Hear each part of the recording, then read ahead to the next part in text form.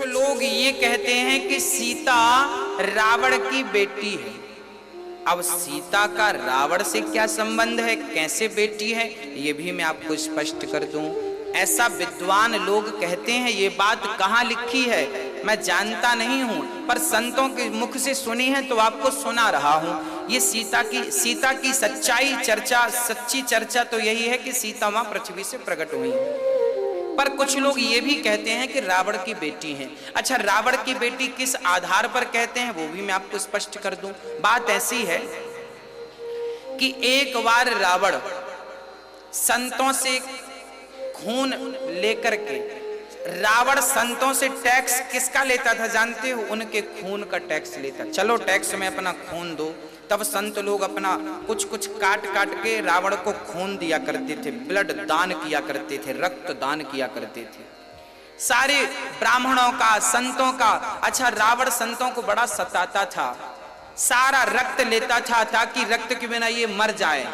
हाँ, तो टैक्स में रक्त लेता था। एक घड़े में इसने सारा रक्त भरा संतों का और मंदोदरी को लाकर दे दिया। एक बार रावण के मन में कुछ खिचड़ी चल रही थी, मैं अभी बताऊंगा क्या खिचड़ी थी। खिचड़ी ये थी, रावण जनक से बहुत जलता था, क्योंकि जितनी सुंदर लंका थी ना, उससे कई गुना ज्यादा सुंदर मिथिला थी।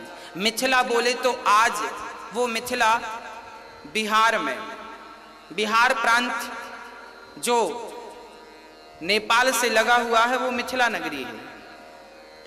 तो ये जो नगरी थी ना बड़ी सुंदर थी, बहुत सुंदर थी। तो रावण जलता था जनक जी से कि इनके पास इतना वैभव है, इतनी संपदा है। तो रावण ने एक दिन सोचा कि संतों का रक्त इनकी जमीन पर गाड़ दूंगा तो जहां संतों का रक्त होता है ना वहां बारिश नहीं होती, बारिश नहीं होगी, इनको सूखा पड़ जाएगा, संत प्रजा श्राप देकर नष्ट कर डालेगी। तब संतों का रक्त इकट्ठा किया रावण ने और इकट्ठा करके और वो मंदोदरी को देता है कि जरा तुम संभालना, हम आएंगे ले जाएंगे। अब रावण अपने काम से चला गया। एक दिन क्या हुआ कि वो रक्त, रात्रि को प्यास लगती है मंदोदरी को प्यास लगी तो रक्त को पानी का घड़ा समझ करके वो रक्त पी लिया। मंदोदरी ने संतों का रक्त पी लिया और जब पिया तो कुछ दिनों के बाद वो गर्भवती हो गई। एक दिन रावण से मंदोदरी ने कहा, अच्छा मंदोदरी गर्भवती होगी क्योंकि वो संतों का रक्त था। जब मंदोदरी गर्भवती हुई तो रावण से कहा मंदोदरी ने कि हमने सुना है कि आप गर्जना करते हैं तो गर्भवती नारियों के गर्भ गिर जाते हैं। रावण बोला गिर तो जाते हैं, तो एक बार हम आपकी वो गर्जना सुनना चाहते हैं। मंदोदरी ने कहा सुनाइए। अब रावण पहाड़ पर चढ़ा और गर्जना की। जब गर्जना की तो मंदोदरी जो गर्भवती थी गर्भ गिर गया। गर्भ गिरा तो उस गर्भ को उठाकर मंदोदरी ने उसी घड़े पर डाल दिया और रावण आया तो बोला मैंने घड़ा दिया था, कहाँ है? बोले ये है। वो घड़ा ले जाकर रावण ने जनक की नगरी में गाड़ दिया। इसलिए गाड़ा कि यहां पर बारिश नहीं होगी, संतों का श्राप लग जाएगा, संतों का रक्त है इसमें।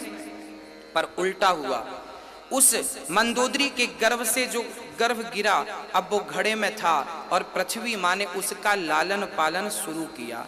और समय जब हुआ तो जनक को स्वप्न आया और जनक ने सोने के हल से जब खोदा तो वहां पर एक कन्या उत्पन्न हुई, वह सीता थी। चूंकि वो मंदोदरी के गर्भ से निकली थी इसलिए कहा जा सकता है कि ये रावण की बेटी है। इसके कोई सबूत नहीं है कहीं, ये बात केवल मनमुखी सुनी है हमने संतों के मुंह से, वो आपको सुनाई है।